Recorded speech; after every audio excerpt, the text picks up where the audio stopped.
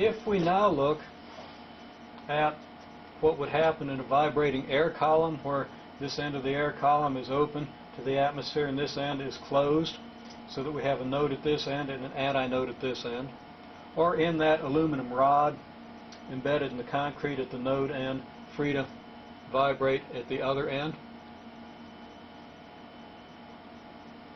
What kind of frequency ratios can we expect here? Well, the node antinode end gives us a wavelength of 4 times the length of the string, or the column, or the bar, or whatever it is. Okay? If we insert a node antinode pair between the existing pair, which is what we have to do every time we change the harmonic, we see that now we have 3/4 wavelengths instead of 1/4 wavelength along the length of the object, so that our natural frequency will be 4/3. Our natural wavelength will be 4/3 times the wavelength.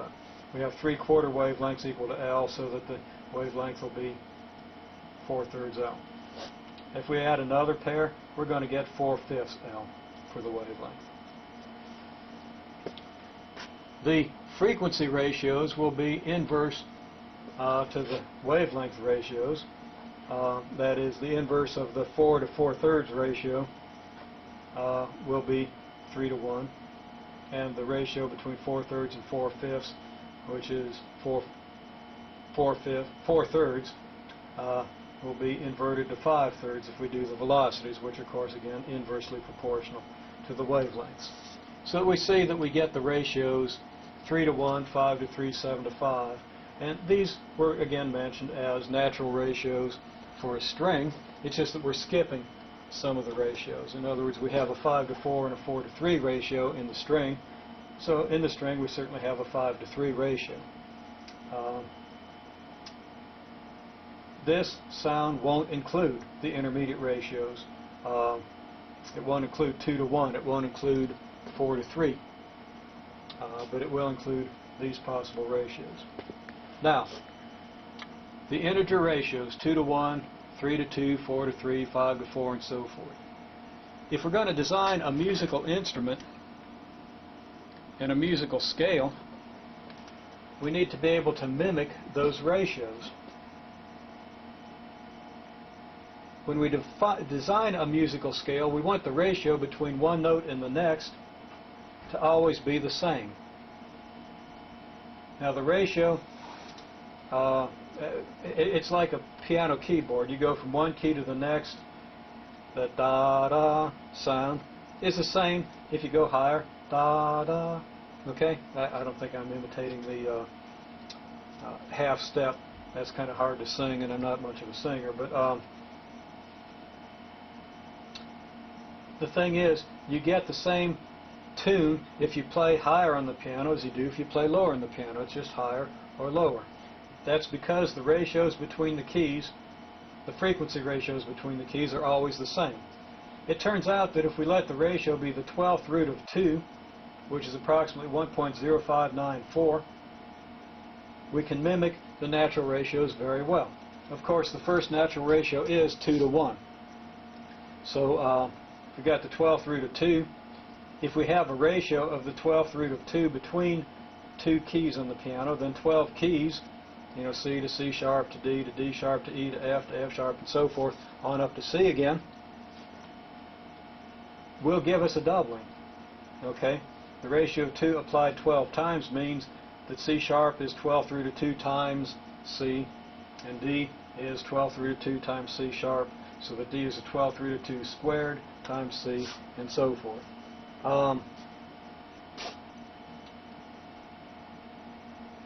That turns out to be what we have to do to make a 12-tone scale like the one that we use in most Western music. Now, why do we divide into 12? Why not 11 or 13 or 8 or whatever? Why do we have to have 12 tones to break up the octave?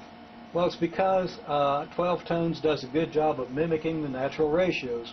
We don't hit the natural ratios exactly, we just mimic them. For example, If we got a key in the piano, then we go to the next, the next, the next, and the next. And that is from white key to black whenever there's a black key and so forth. Always the next key, not the next white key. If we go 1, 2, 3, 4 of these ratios, then between here and here the ratio will be that 12th root of 2 raised to the 4th power. Turns out that the 12th root of 2 to the 4th power is 1.26. Well, 1.26 does a very good job of mimicking the 5 to 4 ratio. 5 to 4 ratio being 1.25. So we can mimic the 5 to 4 ratio very well using 4 of these, what we call half steps, 4 of these 1.0594 ratios. If we want to mimic the 3 to 2 ratio, okay, remember we have the 2 to 1 ratio, which we do with 12 of these. Raise this to the 12th power, we get 2. The 3 to 2 ratio, we would use 7 of these. 7 steps on the piano, which would correspond to 7 powers of the 12th root of 2. Okay, so if you take the 12th root of 2 and raise it to the 7th, do you get a 3 to 2 ratio, which would be 1.5. It turns out that you get very close to that. You get a 1.49 something, and it's real close to 1.5. If you use 5 of these steps, you can mimic the 4 to 3 or 1.33 ratio very closely. So if you use 5 intervals instead of the 4 that we've got here, you get a 1.33. 1.0594 to the 4th is about 1.33. The 6 to 5 ratio is 1.2. We can hit that one real close. 7 to the 6th ratio, we can hit that one pretty close also.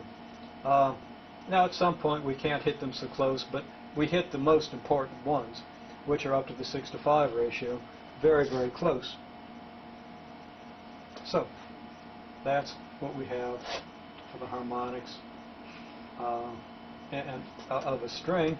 Those are the ratios, and this is how we mimic the ratios using a 12-tone scale.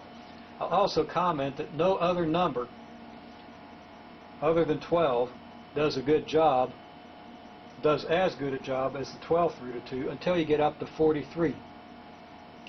And 43 steps is a basis for some Indian music, and it gives you very harmonic sounds also. But no other number, 12 works well. No other number up to 43 works as well, and most don't work anywhere near as well.